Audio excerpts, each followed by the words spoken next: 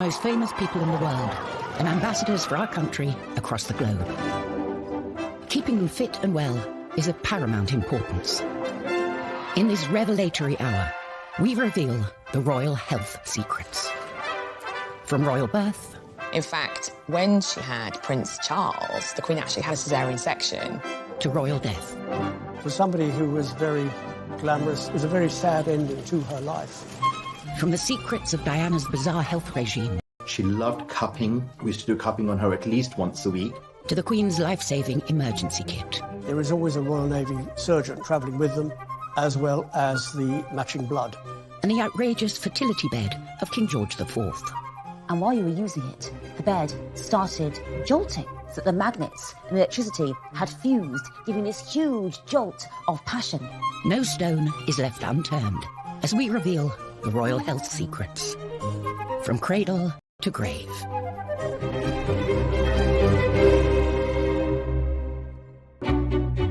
The royal family lead lives of jaw-dropping luxury and glamour in return for carrying out their duties. And there's one duty that's more important than any other. It can certainly be argued that the most important role of the royal family is to keep the royal family going. That means producing heirs and making sure that they produce heirs. The nation's rejoicing is marked by a salute of guns. Her Royal Highness is the proud and happy mother of a prince. The first stop on our tour of royal health, birth. Prince Harry dozed, behaving impeccably. We're used to royal babies born in private hospital wings and paraded in front of global press. But it was a different story. The Queen gave birth to Prince Charles in 1948.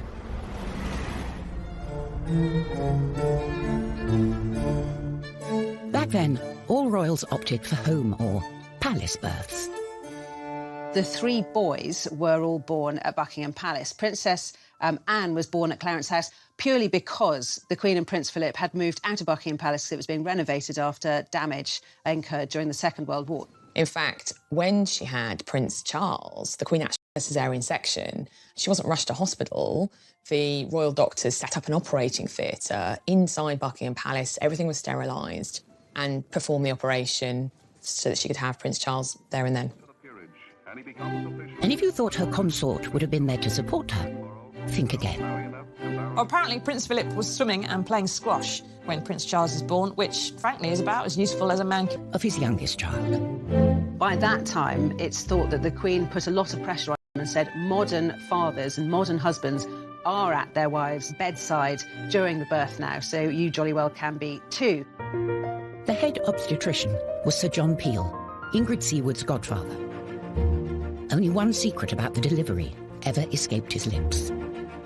They converted the ballroom in Buckingham Palace into an operating theatre. Normally, it's a guest suite for visiting heads of state. And it was all going a bit slowly, and the faces were very long. And Prince Philip walked in. And so, as it is Prince Philip's wont to make these kind of jokes, he said, and to think that last week General de Gaulle was having a bath in here. And that sort of broke the ice, and everybody laughed. In those days, there was no rush to display the baby. There are some very sweet pictures of the Queen in bed, cuddling the baby Prince Edward, and next to the bed are her older children, Prince Charles and Princess Anne, and that group picture of the four of them shows, I mean, Edward was at least a couple of days old by this point, but the Queen was still in bed, kind of in confinement. Oh, yay! Oh, yay! Things are very different today. Now, instead of presenting a baby to dignitaries, the royal couple shows him or her off to the general public just hours after birth.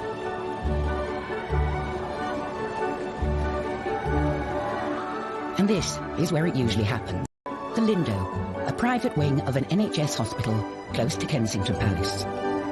One of the reasons that the royals have chosen the Lindo wing over other private maternity units in London is because it's aligned to St Mary's Paddington Hospital, so it also has all the facilities of a fully fledged hospital. The first royal baby to be delivered here was Princess Anne's son, Peter, in 1977. Princess Anne was driven to St Mary's Hospital in London for the birth of her child. And in 1982, a media circus, as Princess Diana gave birth to William, the first heir to the throne to be born in a hospital. Prince, Princess and baby Prince emerged to the cheers of the crowd. It must have seemed only natural for William to return 31 years later for the birth of his own son, George. Well, he's got a good pair of lungs on him, that's for sure. He's a big boy, he's quite heavy, but we're still working on a name, so we'll have that as soon as we can. As you might expect, the place where the royals give birth does not come cheap. The Lindo wing is very expensive. It's around £6,000 for their standard room a night. If you want the deluxe option, it's an extra £300. As this promotional video shows, the Lindo has all the facilities you'd expect. I had my daughter there. It wasn't very glamorous at all. And when Diana had William there, it wasn't glamorous. But now it's quite smart, and still got the knowledge that anything goes wrong, there's going to be a lot of people that are going to be able to help you.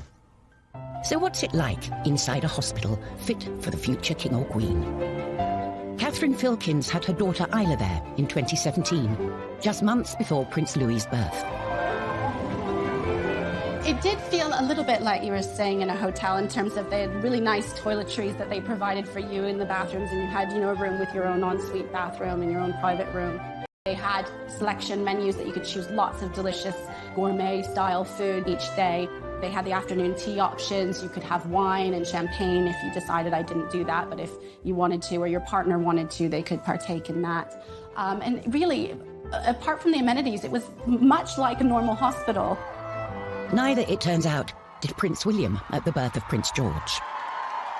William and Kate eventually arrive. They were sort of nervous. The whole room had been sealed off for weeks beforehand, so once it had been security cleared. And William pops his head out of the room whilst Kate is in labour and says, "Oh, could I possibly have a drink?" And everyone's like, "Yes, of course you can." It's like, "Oh, just a glass of water." And they were like, "Of course!" Cold room temperature. And I think they were surprised, obviously, that how sort of low-key Kate and William were. And after the birth, one can relax in style, as Catherine can attest. We had booked a standard room, and when we got to our room, we were in a deluxe suite, and we were led to believe that it was the room where the royals were, and it was huge. The immaculately presented Kate has helped make the Lindo Wing Photo Call a modern-day institution. Any parent, I think, will probably sort of know what this feeling feels like. It's very special. But these photo calls are controversial. Many think they pressure other women to pretend childbirth is easy and neglect their recovery. There was a lot of talk about, did she really have to put tights on? We know that there's this etiquette that royals aren't seen without tights, but seriously, after giving birth, wriggling into a pair of tights must have been quite something. I don't think a civilised nation should be expecting women of any standing in life, whether they are birthing an heir to the throne or not, to do something like that. It was just disgusting. To those people who criticised Kate's appearance, especially with Prince George, what would you want her to look like? Do you want her to look, the future Queen of England, as if she'd been dragged through a hedge backwards? These pictures, particularly the pictures of the birth and the presentation of Prince George, are iconic. It's the birth of a new monarch, and I think we want them to look...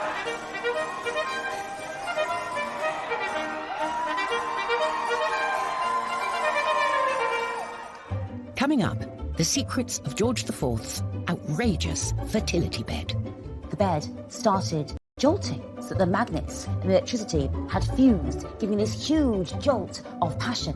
And how the Queen's health is protected wherever she goes. There is always a Royal Navy surgeon travelling with them, as well as the matching blood.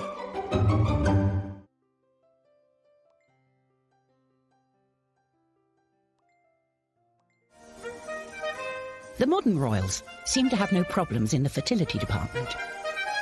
However, back in 1779, King George IV sought some help from an upmarket fertility aid, the celestial bed. In 1781, James Graham, a sex doctor, a quack, a health doctor, he opened the Temple of Hymen in the Strand, and he sold time on the celestial electrical throne, he sold electrical pills, electrical cream, and he also sold a night on the celestial electrical bed for the huge sum of £50. That's over £4,300 in today's money to enhance your reproductive health. You got on the bed, and these servants were dancing around it, playing on their harps, glamour girls. And while you were using it, the bed started jolting, so that the magnets and electricity had fused, giving this huge jolt of passion. Now, this was supposed to be for fertility and to create a child. I'm afraid to say that lots of people used it just to have fun, including the future George IV, the Prince of Wales, who apparently went on there with his mistresses for a wild time. From fertility to vitality. Far from the quack doctors behind George's celestial bed, the modern royals have constant medical attention of the highest quality, and doctors at their beck and call. The medical care that the Queen receives is different from ours. She has the best doctors in the land, and she doesn't just have one doctor. There'll be three who to consider her problems and come to an agreement about how best to treat it, whatever it might be. The royal doctors accompany the Queen wherever she goes. When the Queen travels, there is always a Royal Navy surgeon travelling with them, a defibrillator, as well as the matching blood. With some of the places they go to, there's never any guarantee that there is going to be the right blood, and they prefer to carry their own. But the Queen's constitution isn't just down to her doctors. Her active and outdoorsy lifestyle has played a part. Isn't the Queen amazing? 93, still incredibly as fit as a fiddle, and on her feet for hours. A fiery stallion. She rides these fell ponies who are very broad and very comfortable, a little bit armchair, because she injured her knee, and of course she says she's a fair weather rider now, but you can't blame her for that. Many of us without the Queen's willpower need a little help to get fit. That's where personal trainer Nadia Fairweather comes in. In 2009, Princess Beatrice called in Nadia to take a 360-degree look at her diet and exercise. Beatrice came to me because she had some unfortunate photos taken of her on the beach when she was a teenager, and they were quite unflattering, and they made her feel really badly about herself. I think the pressure on the princesses is really hard because they're in the public eye all of the time. You can never have an off day. The royal can face different barriers to staying fit than we do. Firstly, there's those huge banquets that Beatrice would have to attend. Our little trick was that she would eat before she left, so she had a full stomach before she arrived so that she wasn't eating everything on offer when she got there. Then there's the paparazzi and the public. Beatrice and I used to train really early in the morning to avoid people recognize her, and they would often interrupt our session. They'd get right in her face, not even ask, they'd just take a photograph of her. Someone who doesn't need help to motivate herself is the Duchess of Sussex. With Meghan, the royal family has gained a real fitness fanatic. We all know that Meghan, the Duchess of Sussex, is a yoga aficionado. Her mother is a yoga instructor, so she's been doing it all her life, and we know has even introduced Harry to the delights of yoga and has been getting him to do an early morning yoga session. She likes doing it in the dark, with hip-hop blaring, maybe a few candles. Meanwhile, Meghan's husband, Prince Harry, is a member of the swanky Kicks gym in Chelsea. Kicks Gym, KX Chelsea, is so exclusive. It's £600 a month. Yes, it does have gym equipment in there, but it also has, you know, a restaurant, it has a spa. Prince Philip, on the other hand, has followed a more no-thrills approach. When he was first married to Princess Elizabeth, he used to put on sweaters and run round the garden until he got a real sweater.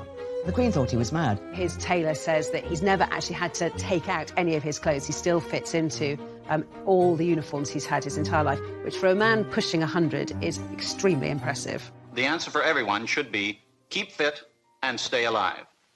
The secret to Philip's success is the 5 Basic Exercises Programme, or 5BX, an 11-minute routine developed for the Royal Canadian Air Force. The advantage of the 5BX is that you don't need any equipment. It doesn't take up a lot of space or a lot of time. All the major muscles in the body have been used, so you see that it is balanced. For some royals, keeping fit and healthy isn't enough. They like to take matters into their own hands, using alternative therapies to treat themselves. The royal family for many, many generations have been fascinated by homeopathy, by alternative therapies, by the occult. Prince Charles is a passionate advocate of homeopathy, and in 2019, controversially, became patron of the Faculty of Homeopathy. He's absolutely devoted to it, and it's one of the weaknesses that people see in his critical thinking. Homeopathy is based on the principle that a substance that causes a symptom can also cure that symptom. Britain's most senior doctor, Dame Sally Davis, said she was perpetually surprised homeopathy was provided on the NHS and branded it as rubbish. In 2017, NHS England stated that no GP or prescriber should be providing it at all. However, the British Homeopathic Association maintains that a growing body of published research in good quality peer-reviewed journals shows that homeopathy has a positive effect. Prince Charles should be using his absolutely huge profile and platform to be promoting something that has evidence behind it, something that is going to actually help genuinely his nation. Famously, the biggest advocate of alternative therapies in the royal family was Princess Diana. That is liver meridian, take away all your tension. Dr. Lily Howyu is an acupuncturist who treated Diana for stress and anxiety from 1996 until her death.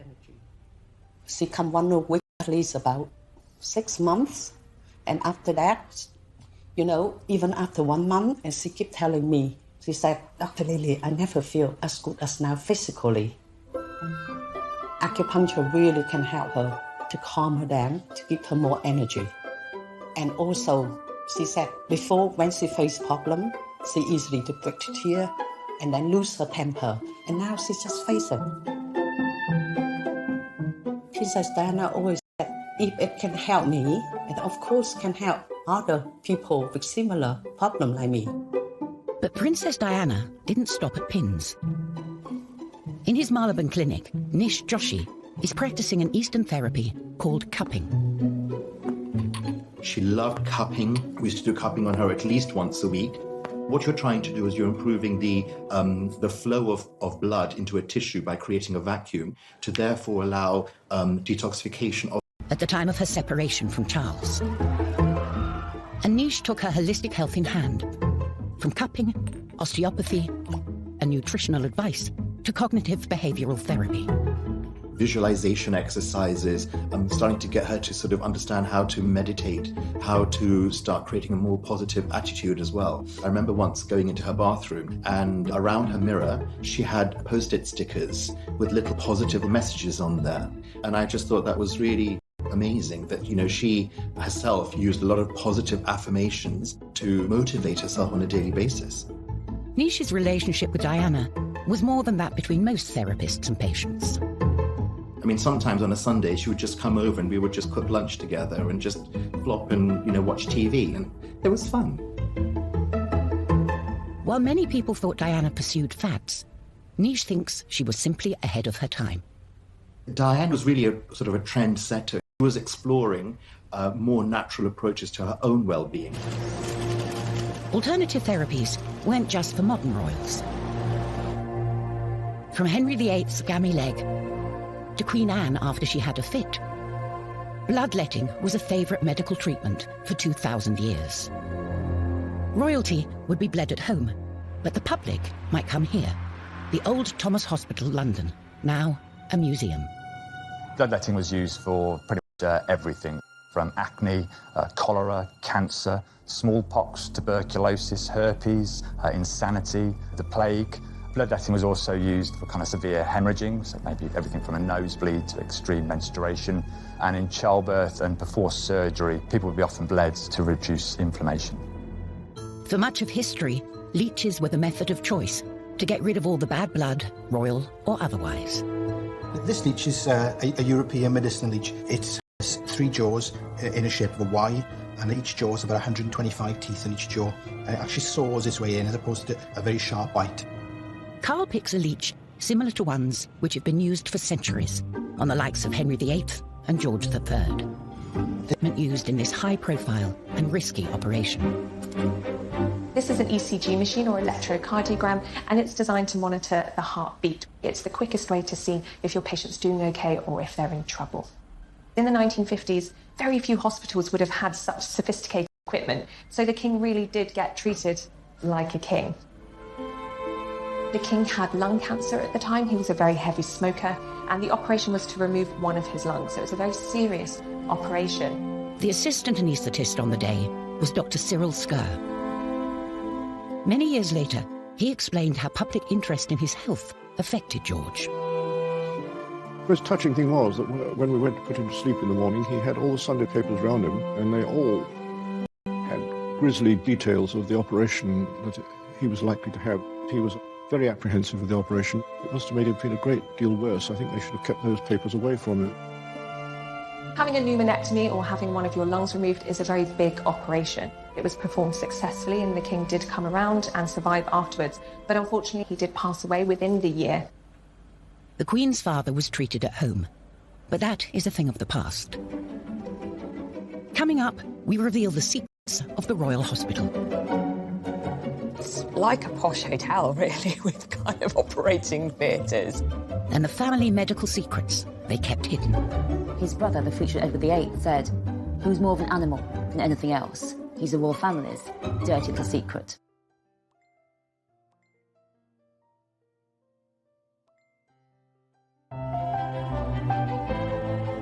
For many centuries, the health of the monarch was seen to reflect the health of the nation.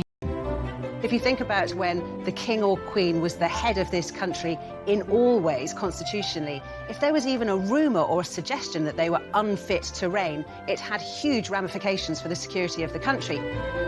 Even today, if you're a royal and you catch a sniffle, expect everyone to be talking about it. Their bodies aren't really their own. Any kind of minor health ailment, let alone a major health ailment, particularly when it comes to the monarch, our present-day queen, is not just over, but kind of we worry about as a nation. It's a massive story. So it's important that our Royal Highnesses get the best care. And instead of the palace, nowadays, royal health gets dealt with here. The exclusive King Edward VII Hospital. It has 56 beds. I think it has something like 4 members of staff to 1 patient. So it's very small hospitals, but it's like a posh hotel, really, with kind of operating theatres. For Margaret Tyler, it's a place of pilgrimage. I decided one day I wanted to come down and see the hospital here. It wasn't actually really like a normal hospital. The rooms were lovely, sort of panelled and that sort of thing. It just felt like a normal large house. Charming, I would say the word is charming. One frequent patient was the Queen Mother, who, despite living to the grand age of 101, was plagued at the end of her life with multiple broken bones. They might be the royal family, but they cannot stop time.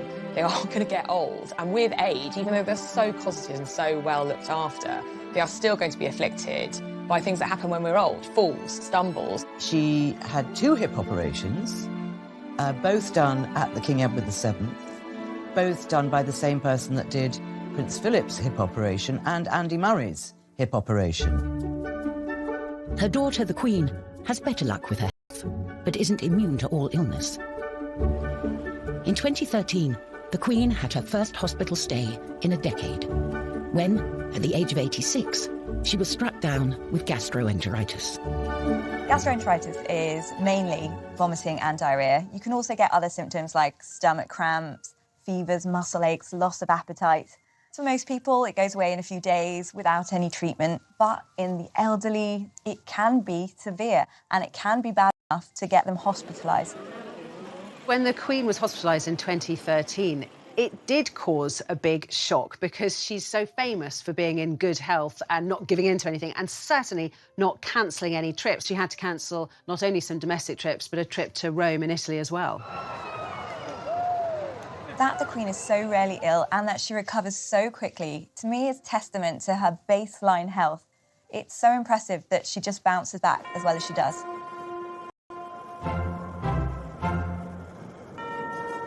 Prince Prince Philip is another famously robust member of the royal family.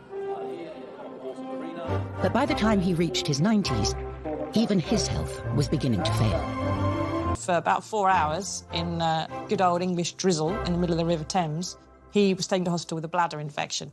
And it was widely believed that this is because he had spent 4 hours tying a knot in it and holding it in. It's not good for anybody, but especially not when you're 90. And while getting sick isn't often a matter of choice, dangerous hobbies sure are. The royal family's love of horse riding is well known, but it can come at a cost, as Princess Anne found in 1976. The first many people knew about the accident was when Captain Mark Phillips galloped off to his wife's side. The princess, unconscious, was covered over with blankets as officials anxiously summoned an ambulance.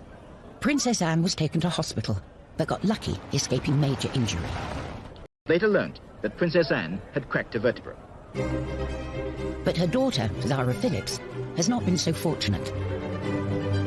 She was also knocked unconscious after a fall in 2004 and broke her collarbone in 2008. Every year, unfortunately, people do die and have serious injuries as a result of horse riding, including paralysis. There are so many other sports that are much safer. Royals might as well be bungee jumping for all the safety procedures and that they follow and the risks that they run. Bungee jumping in a car park above concrete with a really rubbish elastic band. To correct her spine, Princess Eugenie underwent major back surgery.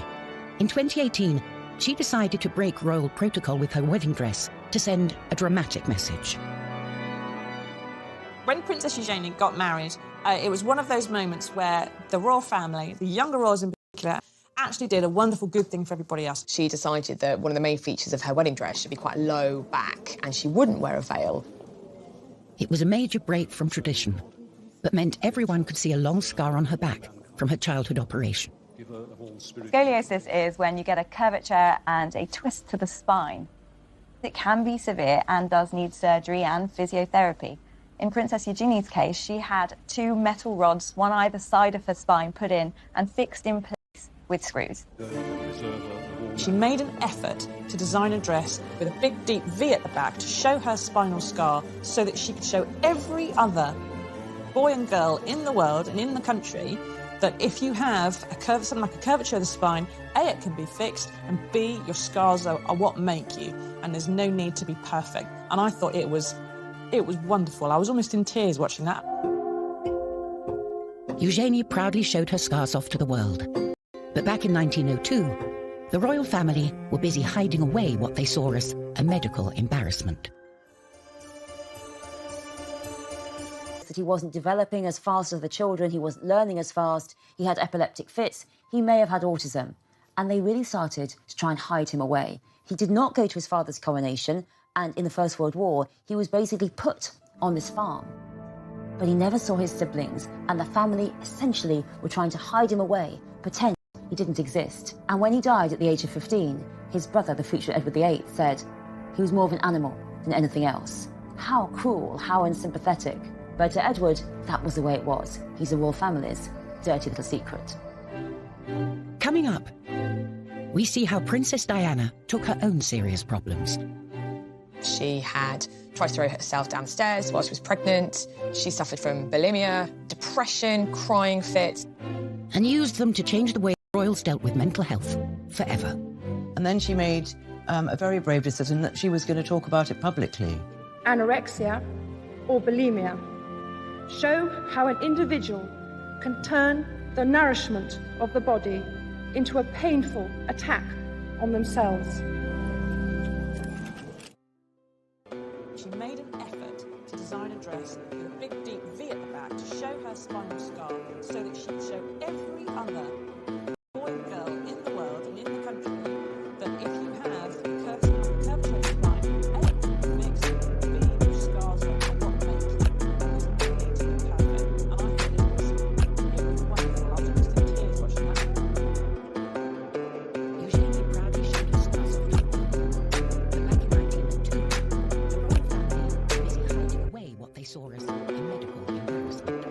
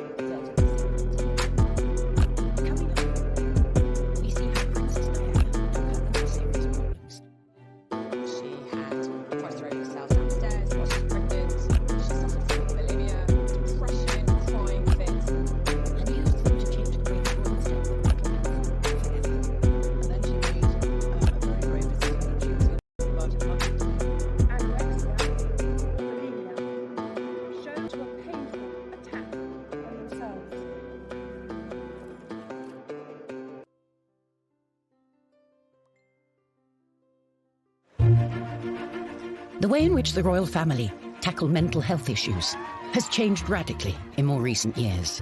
And much of that transformation was due to one woman. No one really knew that Princess Diana was suffering from mental health issues until the bombshell book written by Andrew Morton, which revealed that she had tried to throw herself down the stairs while she was pregnant. She suffered from bulimia, depression, crying fits. She was 19 when she was thrust into the limelight. How anybody could cope with that without any sort of backup is beyond me. Yes, she was a member of the aristocracy. Yes, she knew which knives and forks to use at a dinner table. Yes, she knew who Bunty and Tarquin were, but royal life is on a different scale. And, of course, as we know now, Charles was still having his affair with Camilla Parker Bowles, so it was incredibly difficult for her. Diana started seeking help for her bulimia and other issues. But like everything else she did, it was swept up into a media circus as the paparazzi ambushed her to and from her appointments to see psychotherapist Susie Orbach. And then she made a very brave decision that she was going to talk about it publicly.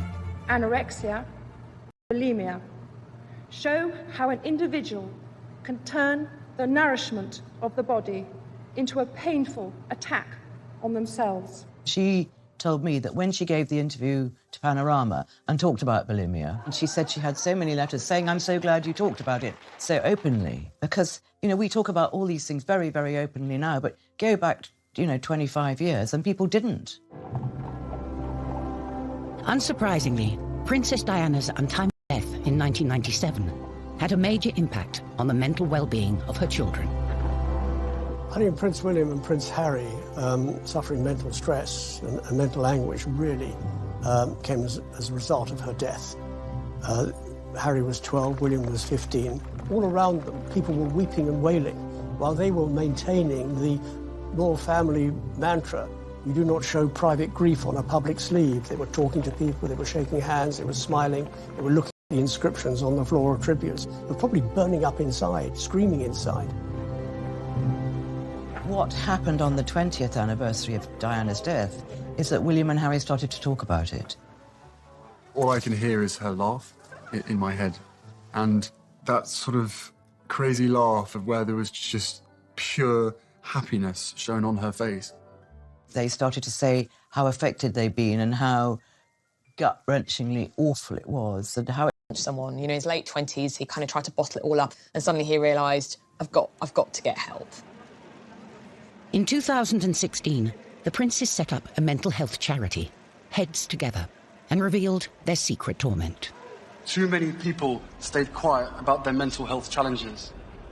And we saw that this fear of even talking about a problem often meant that issues could quickly escalate out of hand. Whenever a high-profile person comes out to speak about their own mental health illnesses and problems, it does a lot for mental health because it encourages other people to do the same. In the 18th century, mental health problems weren't treated so sympathetically. George III famously suffered 4 bouts of madness during his reign, now thought to be mania caused by bipolar disorder. He would talk incessantly, he would hallucinate, he experienced aches and pains all over his body, and he sometimes became very violent. Desperate to cure him, George's doctors detailed his treatments in daily letters to the government. So here we've got a series of letters from the doctors who were looking after George III during the first episode of his illness in 1788 to 89. They had a lot of ideas. They would have been using traditional techniques like bloodletting, blistering, using purgatives like senna, so a laxative. To make him sick. I mean, it was pretty horrific. One of the daily bulletins describes how the king has been in the straitwaistcoat the whole night. So he's basically been tied in his bed, and they talk about what a terrible night he's had. This is someone who his mental health is paramount because his mental health is the country's mental health. So this is a political crisis, but yet it's all about the king's body.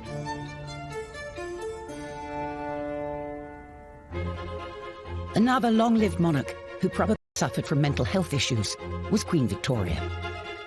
It's highly likely that Victoria was clinically depressed after the death of Albert. She completely retreated from all of her public engagements. She dressed in black for the rest of her life. She also started to eat excessively. And again, this is one of the reasons why she soon became too ashamed to go into public, because she had put on an enormous amount of weight. Overindulgence wasn't only Victoria's problem, as her uncle also suffered for his appetite.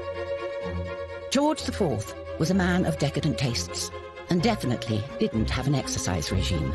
Historian Kate Williams has come to his pleasure palace, the Brighton Pavilion, to find the evidence. So, Martin, what have we got here? So these are... His breeches, 3 years before he died. I mean, these are absolutely huge. What size are these? So these are 54 inches around the waist. I mean, the average man now is probably... 34. 34, so a 1 3/4 of an average man. Exactly. Into here.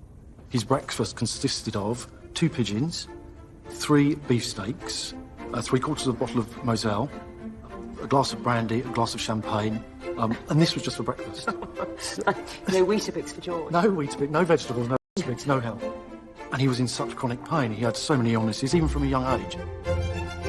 George's appetite led to multiple health issues, including gout, hardening of the arteries, and dropsy, which all cause more problems. The gout led to cataracts, meaning he was practically blind by the end of his life, and his hands got so full of liquid, he was unable to hold even a pen. There was a point his physicians actually said, because he was so large, that actually any exercise he did would have actually been quite damaging to his health. By the end of his life, he had to sleep sitting up to avoid being suffocated by his own weight, while doctors regularly tapped his abdomen to drain excess fluid. This is the reality. A man who had had a life of excess, and his health was... Shot. Absolutely shot to pieces. Yeah. Wow. It really brings home that one of the worst threats to a monarch's health is actually his own indulgence. But George IV wasn't the only royal who fell foul of their decadent lifestyle. The Queen's sister Margaret died in 2002 at the age of 71 after enduring years of bad health. Poor Princess Margaret, a lifetime of hard living finally caught up with her. All that drinking finally caught up with her. She scalded her feet in a shower, moustique. I mean, she didn't realise that the water was so hot, and then she literally was so hot it scalded her. That was a sort of led to more and more medical problems with her. Migraines, laryngitis, bronchitis from all the smoking, hepatitis, pneumonia, not forgetting the 3 strokes.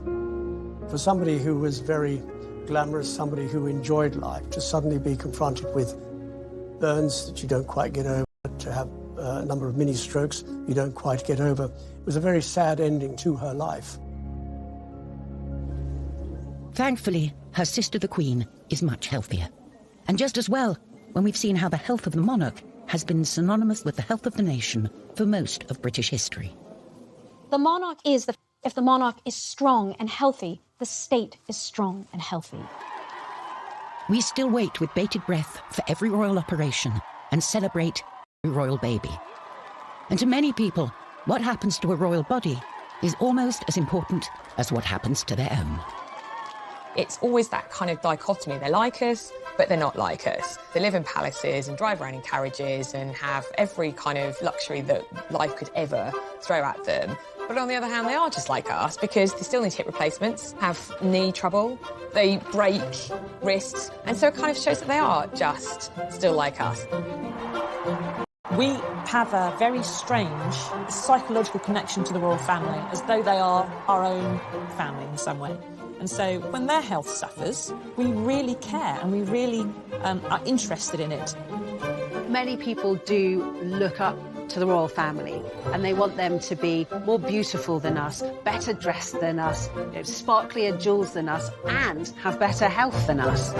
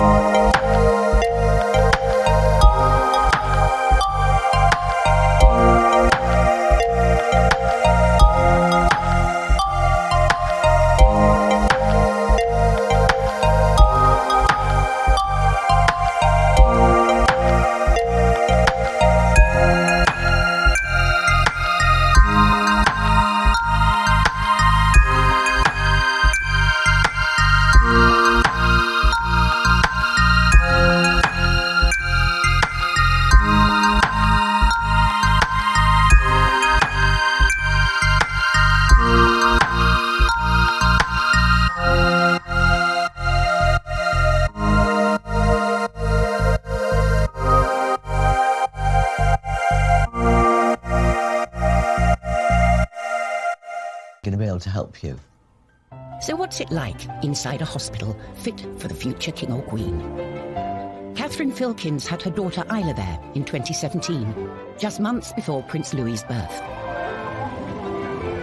It did feel a little bit like you were staying in a hotel in terms of they had really nice toiletries that they provided for you in the bathrooms, and you had, a room with your own ensuite bathroom and your own private room. They had selection menus that you could choose lots of delicious gourmet-style food each day.